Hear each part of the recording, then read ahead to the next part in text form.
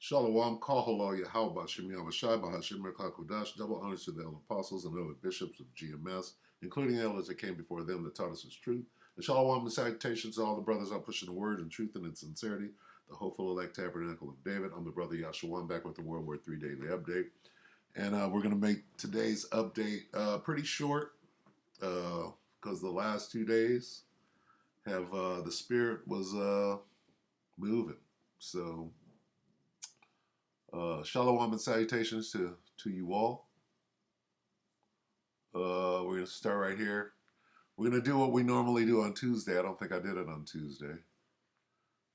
Probably because there was a lot going on. But anyway, Matthew 24:6. And ye shall hear wars and rumors of war. This is War and Rumors of War Tuesday, which is Friday. But anyway, see that ye be not troubled, for all these things must come to pass, but the end is not yet. What we do is we go in and we get these other versions. All right. NIV, Wars and Rumors of War. NLT, Wars and Threats of Wars. Rumors of wars. Okay, so we got rumors and we got threats, right? Rumors, threats, and we go down and we see reports. You're going to hear battles and reports of wars. So we got wars, threats, and rumors. One more, and the news. News, reports, threats,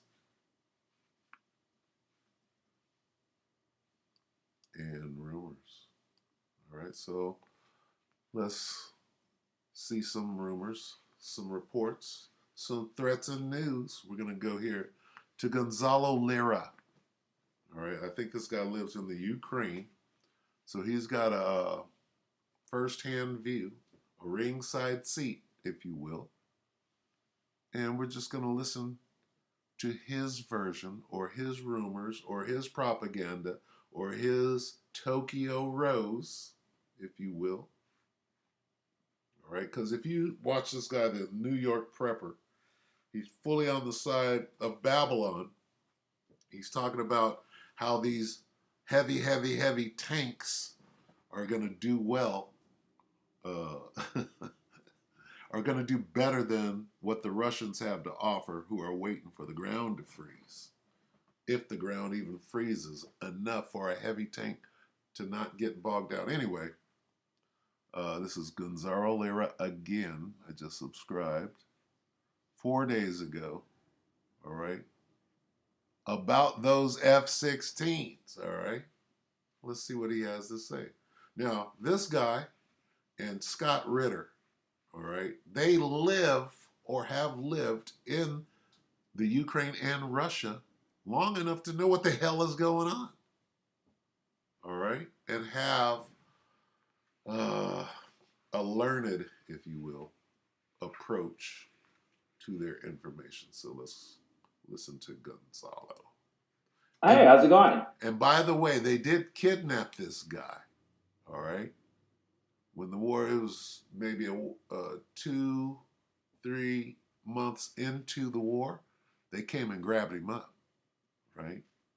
And probably threatened him and roughed him up a little bit. He was gone. He disappeared. Then he came back and, he basically told what happened. It was the Ukrainians. They got the goon squad. They came and grabbed the dude up. That's how important he is. All right? And now he's back. He's feels bold enough to say what he thinks. So let's see. Back it up so he can do his intro. Hey, how's it going? I'm recording this because I got a light. See? I don't know if you can see it in the reflection of my glasses. Yeah, you ought to be able to see it. Anyway, because it's evening here in Kharkov, Ukraine, and I'm going to discuss the talk from NATO, from the West, of sending F-16 fighter jets to Ukraine. That's just, Look, these F-16 fighter jets, right? They're not going to make a lick of difference. Okay, on the battlefield. They most certainly will not. Hang on, sorry about that. They're not going to make any difference because, first of all, these planes are coming up on, they're over 50 years old, okay, on the one hand. Not the individual planes themselves, but the design. I mean, they've been surpassed by other designs that are better and all the rest of it. And of course, Russia's air defense systems aren't going to have much trouble with them. The point of these F-16s is that they're bait to hook the Russians. Let me explain. See, first of all, you have to understand that the people who are going to be flying these planes, number one, they're going to be flying them out of Poland or Romania, okay, where NATO has some bases there. And the distance from those bases to the front lines in eastern Ukraine is over 1,000 kilometers. That's about 700 miles over that distance, okay? And so these planes are going to have to traverse an enormous distance. Even if they're going to fire standoff missiles that might have a couple hundred miles range, they're still going to have to cross roughly half of Ukraine to get within range, okay? And so, of course, the Russians are going to use their air defense systems, which everybody admits are just, second to none. And they're going to knock down a few of these planes, for sure. But I think that what NATO actually wants is for the Russians to hit the NATO bases in Romania and Poland. See? You have to understand that when the war started in February, wow, it's coming up on a year. It's as I am saying this, it's going to be exactly 11 months since the start of this conflict. Time flies when you're living in misery, now doesn't it? Anyway, since at the beginning of this conflict, the Russians hit the NATO training grounds at Yavoriv, just outside of Lviv, and they hit it with a couple of hypersonic missiles and a bunch of other missiles, and they killed roughly in excess of 400 volunteers, and they were NATO troops, okay? It was clear that these volunteers and other attached NATO personnel were kind of like, staging what might be incoming NATO troops or gear and equipment. The Russians also destroyed something like $400 million worth of NATO weaponry at Yavoriv. The base at Yavoriv, which was to the west of the city of Lviv, which is the westernmost major city in Ukraine, it was roughly, 60 kilometers from the border with Poland, right? The Russians hit it early on, and it was the only time that they have so far used hypersonic weapons in this conflict, or for sure have used them, because there are other possibilities, other targets that they might have hit with hypersonics, but nobody's quite sure. But the point is, at Yavoriv, they hit him with hypersonics. The NATO air defense systems, satellites and all that didn't even see them coming until they hit, okay? Because that's the point of hypersonic weapons.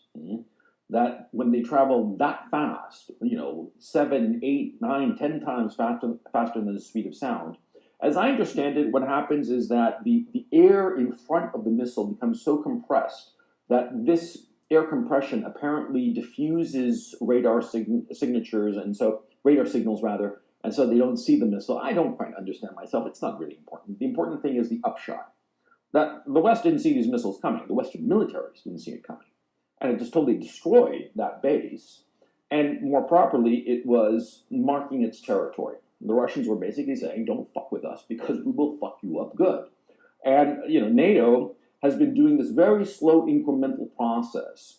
After 3-4 months, they sent the M777s in May, I believe it was, 3 months into the conflict. And then after that, it was, the HIMARS system. I mean, it's been a slow escalation of weapon systems, right? And now they're talking about F-16s. Now, they're also talking about tanks. But as I said in a previous video yesterday, I do believe I said, tanks require all kinds of people and equipment that you have to ship all the way across Ukraine, whereas planes, you just need one pilot. And for him, a full tank of gas, for him to fly into Ukraine, send his missiles to whatever targets that they're trying to hit, and fly back to Poland or Romania, right? And so clearly this is kind of like a bait, because these planes are older. That is, they're more vulnerable to modern Russian air defense systems. And so the point, obviously, is to either knock down some F-16s and create the justification for better planes, like the F-15s and eventually the F-35s, right? to have the Russians do a similar strike as they did at Yavoriv on Polish or Romanian territory, which would automatically trigger Article 5 of NATO, of the NATO treaty, and bring in NATO in a direct confrontation with Russia. Now, the Russians aren't stupid. They're probably not going to hit the Polish air bases where these F-16s are being staged. They could, whenever they wanted to. I don't think that they're going to do it because it's clearly a political decision. I mean, it really would trigger full-on NATO war with Russia. And the Russians, of course, don't want that. It's not so much that they're afraid of NATO. They want to keep the rest of the world, China, India, the non-aligned nations, Saudi Arabia, Turkey, they want to keep them on side. It's a diplomatic, political issue. It's not a military issue. If it was just military, they'd blow those bases to smithereens, and there wouldn't be anything that the Americans or NATO could do about it, right? But it's a political issue. And so clearly what the US NATO is trying to do is dangle these F-16s as a bait. If they knock them out of the sky, escalate with F-15s and F-35s.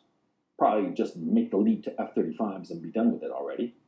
Or if they hit the bases, even better, because it would trigger Article 5. But that option I don't think is going to happen. But knocking those F-16s out of the air, out of the sky, the Russians are definitely going to do that, right? And this notion that the pilots are going to be Ukrainian, come on, man. See, it takes years, an enormous amount of training, very expensive training, as I understand it, to train a pilot to fly an F-16. The Ukrainians have never, as far as I know, they've never used F-16s, so they're not going to have trained pilots. So the pilots, who are they going to be? They're going to be NATO. They might have the fiction of being private military contractors wearing Ukrainian uniforms, but they're NATO. They knock off, the Russians knock off a few F-16s rather, and that would lose the pilot, of course, potentially escalate into more deadly aircraft to support the Kiev regime in its final desperate gasps, because we really are coming to the end of this conflict. But most of all, what they want to do is trigger some sort of justification in the West to escalate. In and of themselves, the F-16s aren't going to do shit. They're certainly not going to change the battle in Bakhmut. They're not going to change the outcome of this war. It's just a way to increase the pressure on the West to escalate.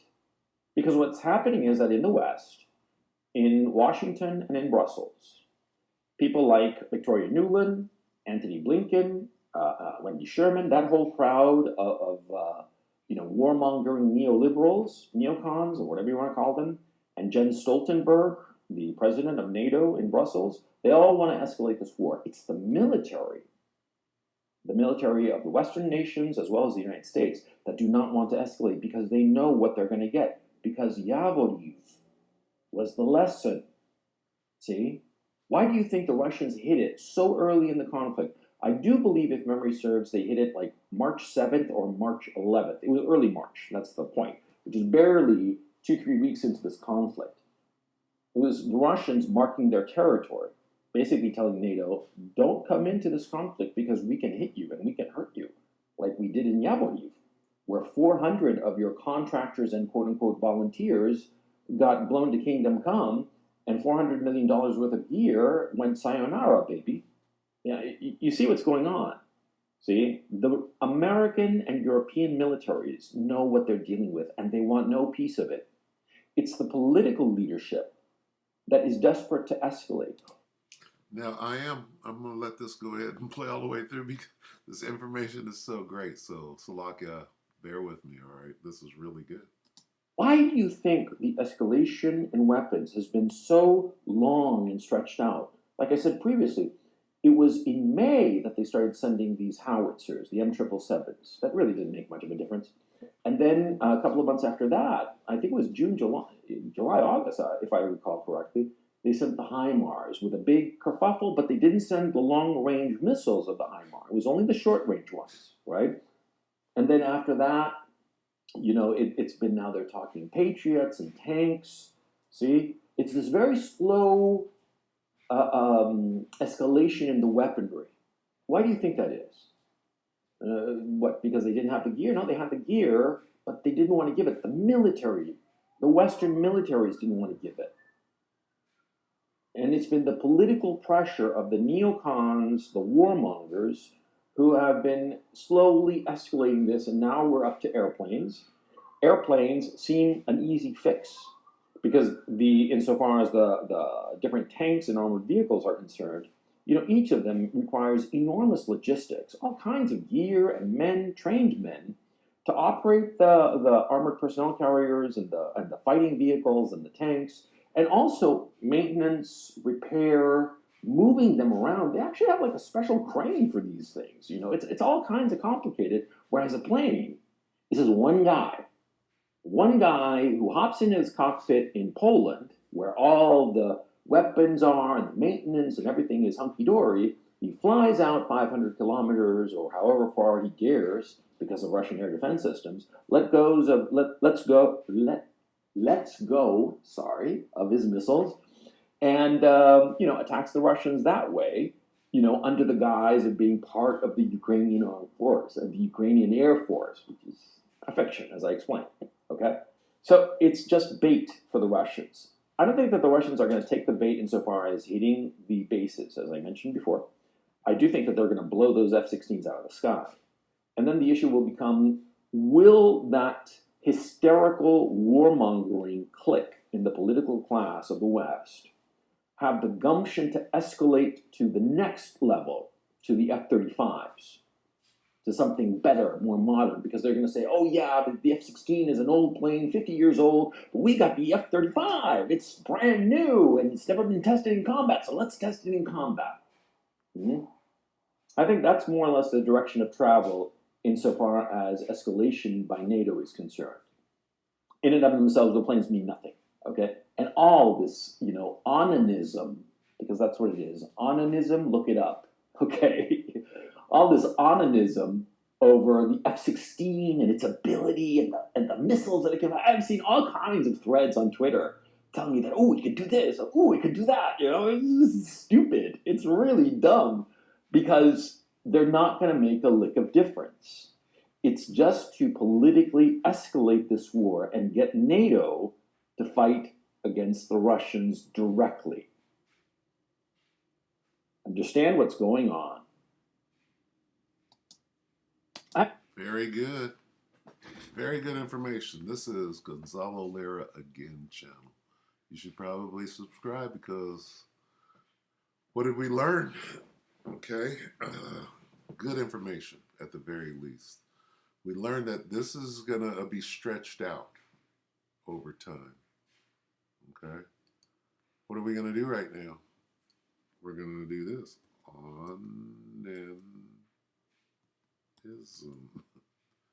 Onanism. What does it mean? Look it up, right? Let's do it.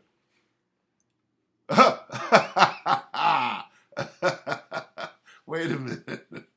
Wait a minute. Look it up. Okay, I'm not. Oh gosh. Koya said it. Pull it out. Wait a minute. Word meaning. Wait a minute. Okay, wait. Now I got to go back. We got to go back. What did he say? How did he use it? Wait a minute. Oh, this is good. Look it up. This is what we do at GMS. We look words up, right? Okay, so wait. Onanism should be about right here. Let me see. 16 is an old plane, 50 years old, but we got the F-35. It's brand new, and it's never been tested in combat, so let's test it in combat. Mm-hmm. I think that's more or less the direction of travel insofar as escalation by NATO is concerned. In and of themselves, the planes mean nothing, okay? And all this, onanism, because that's what it is. Onanism, look it up, okay? All this onanism over the F-16 and its ability and the missiles that it can. I've seen all kinds of threads on Twitter telling me that, oh, it could do this, oh, it could do that. It's stupid. It's okay, so this is better than I thought. Here we go. Okay, all right. Let's get a couple of precepts and we'll go ahead. All right. Hey, there's your update for today, right? So this is talking about military weaponry, yeah? Let's just get that one, go ahead and close. Because we know where it's going. It's just going to take longer than... We have to be patient. All right, Israel, we got to be patient. Joel 3 and 9. Salaki. 3 and 10. Beat your plowshares into swords. Tanks and your pruning hooks into spears. Planes. Let the weak say I'm strong. Okay? Military equipment, military gear, guns, ammo. What do we see? Let's read 9. Proclaim ye this among the Gentiles, prepare war, wake up the mighty men, let all the men of war draw near, let them come. This is what we're watching right now. Okay. What are we watching? Prepare war. Has the war started yet? Not really. They're still dilly-dallying along, according to this guy. Onanism. All right, one more. All right, we know it's coming because the scriptures tell us what's coming. Revelation 11 and 14. Second woe is past. Second woe is World War II. It's over. And behold, the third woe, World War III, cometh quickly. All right, so with that, we're going to close. We hope that the elect are edified, you brothers and sisters, with that shalom.